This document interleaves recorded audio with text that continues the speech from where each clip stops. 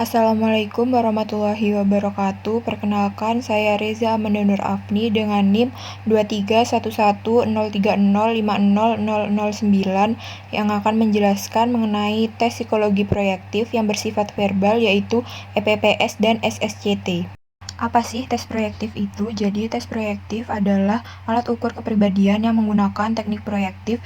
Jadi dalam mengungkap kepribadian itu menggunakan media atau materi sebagai tempat untuk memproyeksikan dorongan, perasaan, atau sentimen seseorang. Jadi dalam tes proyektif, materi atau subjeknya itu bersifat ambigu. Dan tes proyektif itu adalah jenis tes psikologi yang digunakan untuk menemukan atau mengungkap kepribadian seseorang melalui respon terhadap rangkaian stimulus yang ambigu dan tidak terstruktur. Contohnya seperti kata-kata, gambar, atau kalimat yang belum lengkap. Jadi, tes ini itu bertujuan untuk mengetahui motif, dorongan, niat tersembunyi, atau konflik yang tidak disadari oleh individu. Tes proyektif sendiri memiliki beberapa prinsip dasar. Yang pertama yaitu stimulusnya tidak berstruktur dan membuat subjek memiliki alternatif pilihan yang banyak. Yang kedua, stimulus bersifat ambigu sehingga subjek merespons stimulus atau materi tes sesuai dengan interpretasi masing-masing. Yang ketiga, stimulus bersifat objektivitas relatif yang memudahkan individu berbeda, sebabnya mereka memiliki kesimpulan berbeda dari berbagai stimulus.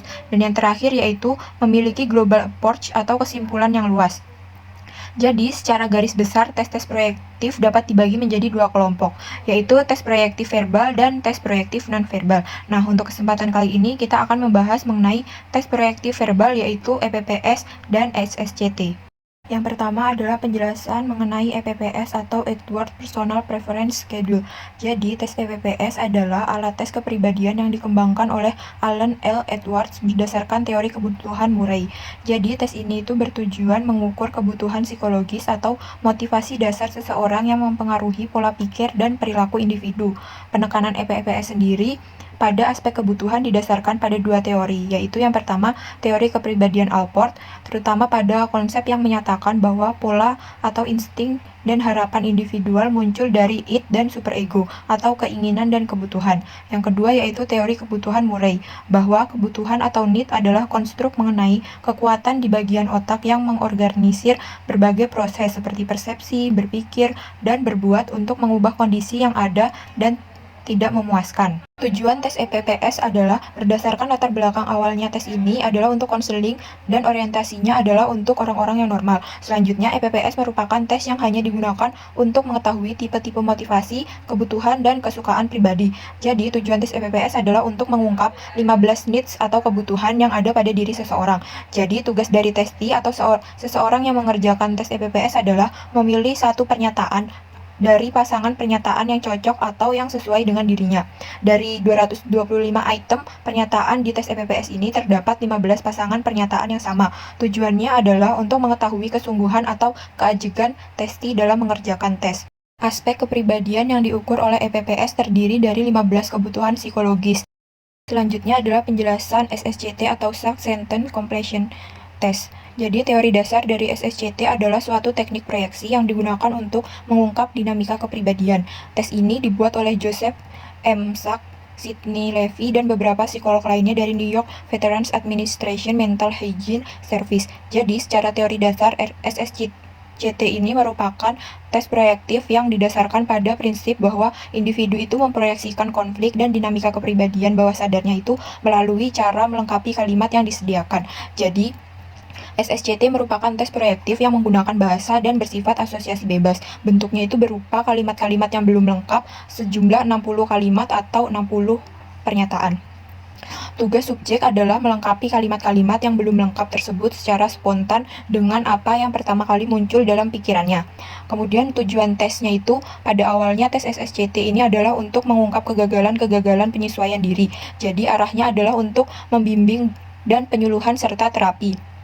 Tes SSCT ini biasanya digunakan untuk orang dewasa dan bertujuan untuk mengetahui individual adjustment dan struktur kepribadian.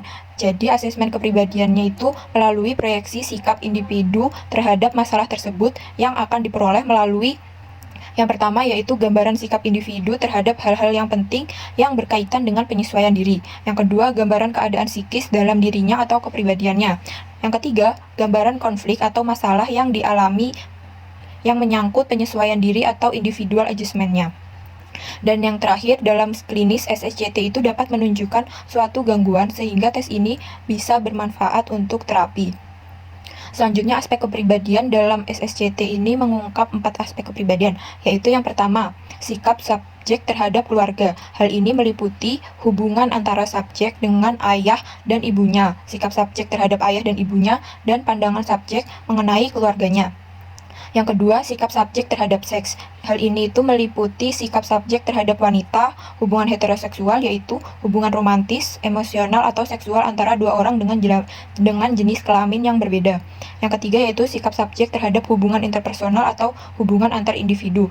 Hal ini meliputi sikap subjek terhadap atasan, sikap subjek terhadap bawahan, sikap subjek terhadap kenalan atau sesama, dan sikap subjek terhadap lingkungan.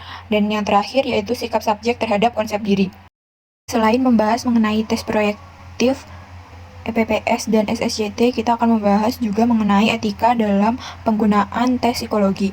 Jadi, etika dalam penggunaan tes psikologi itu mencakup prinsip-prinsip penting seperti penggunaan tes yang tepat, menjaga kerahasiaan dan keamanan data tes, menjamin validitas dan reliabilitas tes, serta interpretasi hasil oleh profesional. Sehingga dibutuhkan prinsip dalam pelaksanaan tes seperti validitas dan reliabilitas. Jadi, laporan yang ditulis itu harus berdasarkan dengan hasil validitas atau kemampuan suatu tes yang mengukur apa yang akan diukur, dan reliabilitas yaitu sejauh mana hasil alat ukur akan konsisten dan dapat dipercaya.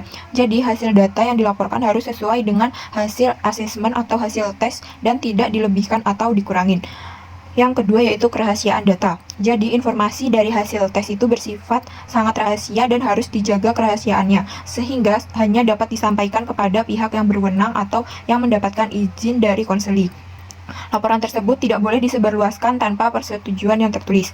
Yang ketiga yaitu interpretasi yang profesional. Jadi interpretasi hasil laporan tes itu harus dilakukan oleh seorang psikolog profesional yang memiliki kompetensi profesional, latar belakang, serta kondisi emosional konseli.